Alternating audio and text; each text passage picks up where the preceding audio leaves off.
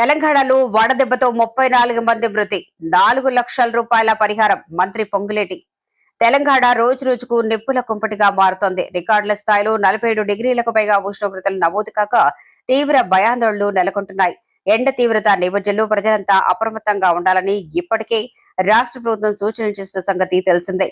అత్యవసరమైతే తప్ప ఉదయం 8:30 నుంచి సాయంత్రం 5 గంటల వరకు ఇళ్ల నుంచి బయటికి రావద్దని సూచించింది. ఇక మధ్యాహ్నం పూట ప్రజల కోసం బయట ఏర్పాట్లు చేయాలని అధికారులకు సర్కార్ ఆదేశాలు జారీ చేసింది. ఈ క్రమంలోనే తాజాగా మంత్రి పొంగులేటి శ్రీనివాసరెడ్డి రాష్ట్రంలో ఎండలు, వడగాలులు, వడదెబ్బ పరిస్థితులపై అత్యవసర సమీక్ష నిర్వహించారు.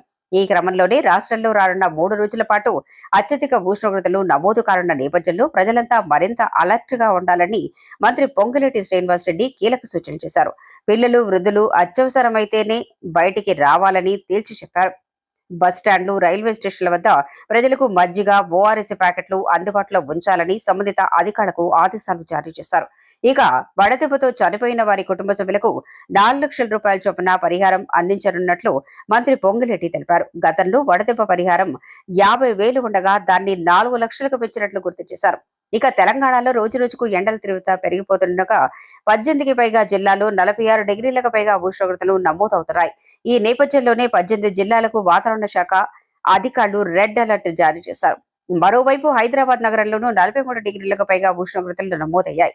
ఈ క్రమంలోనే రాష్ట్ర వ్యాప్తంగా వడగాలులపై హై అలర్ట్ ప్రకటించినట్లు మంత్రి పొంగులేటి శ్రీనివాసరెడ్డి స్పష్టం చేశారు. జిల్లా కలెక్టర్లు ఎప్పటికప్పుడు అలర్ట్ గా ఉండాలని సూచించారు.